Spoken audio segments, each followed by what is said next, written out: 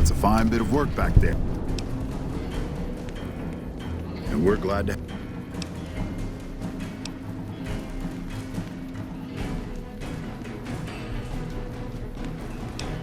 Can't keep...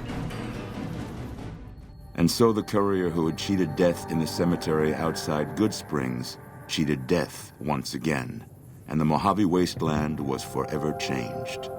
The new California Republic celebrated its second victory at Hoover Dam, establishing definitive control over the entire Mojave Wasteland.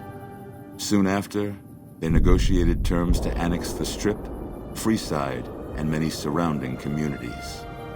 The Mojave Wasteland, at long last, had entirely fallen under the NCR's banner. The courier, fair and even-handed in his dealings throughout the wasteland, was honored by the NCR for his support of the military at Hoover Dam. He was presented with the Golden Branch, the highest civilian decoration given by the Republic. Tabitha and Rhonda went east, through Caesar's Land. Occasionally, tales of their exploits found their way back west, though few believed them. Eventually, the stories concerning the duo were collected and published, and proved to be quite popular with children. Still grappling with self-doubt over his usefulness in the face of old age, Raul was never able to find peace with himself.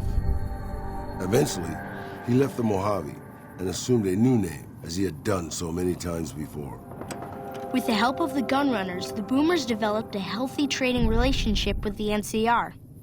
Eventually, the Boomers began wandering out into the wasteland while still preventing outsiders from entering Nellis. The Brotherhood and the NCR in the Mojave Wasteland declared an official truce, despite continued hostilities between the two in the west.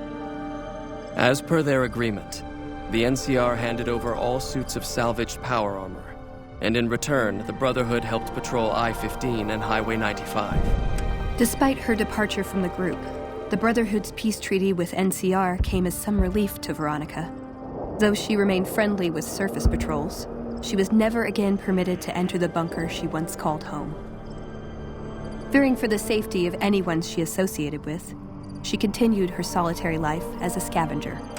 Never weakened by NCR, the Fiends staged an attack against Camp McCarran during the Second Battle of Hoover Dam. Though NCR repulsed the Fiends, they suffered heavy losses in the process. After the NCR's victory at the dam, the followers of the Apocalypse were pushed out of Old Mormon Fort during its occupation by NCR forces. NCR further encouraged them to leave Outer Vegas entirely, and the followers had no choice but to comply. Travelers continued to stop by Goodsprings Source for water on the Long 15, but rarely would anyone venture into the ruins of Goodsprings itself. Those who did were almost always tourists, come to visit the graveyard where the courier rose from the dead. Rose of Sharon Cassidy died as her caravan died. In an unmarked grave, another victim of the Mojave.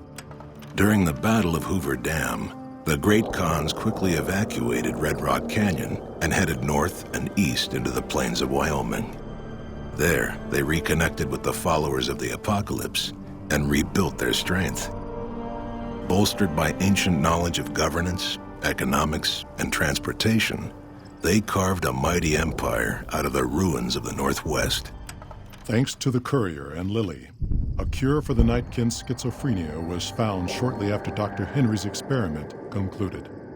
Nightkin and other super mutants in the wasteland flocked to Jacobstown, and the town became known as a haven where a mutant could find peace. Encouraged by the courier to stop taking her medication altogether, Lily's instabilities grew worse with each passing day. Eventually, she became little more than a ravening beast, the kindly old grandmother subsumed beneath a rage. After the NCR victory at Hoover Dam, the temporary truce between them and the Kings blossomed into a full-scale relief effort for the people.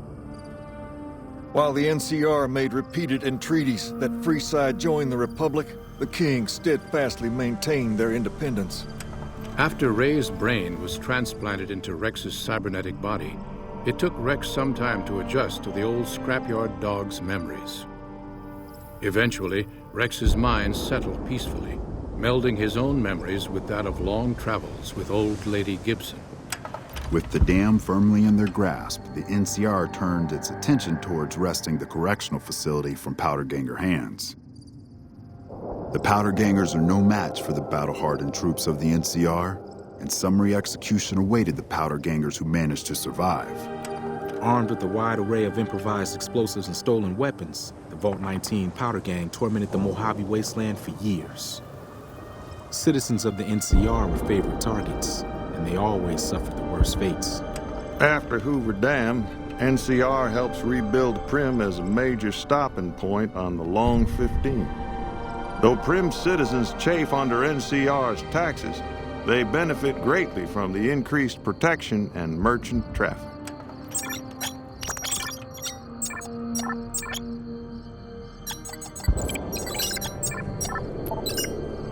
And so the Courier's Road came to an end, for now.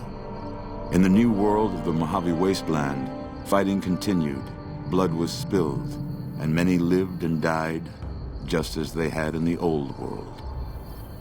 Because war never changes.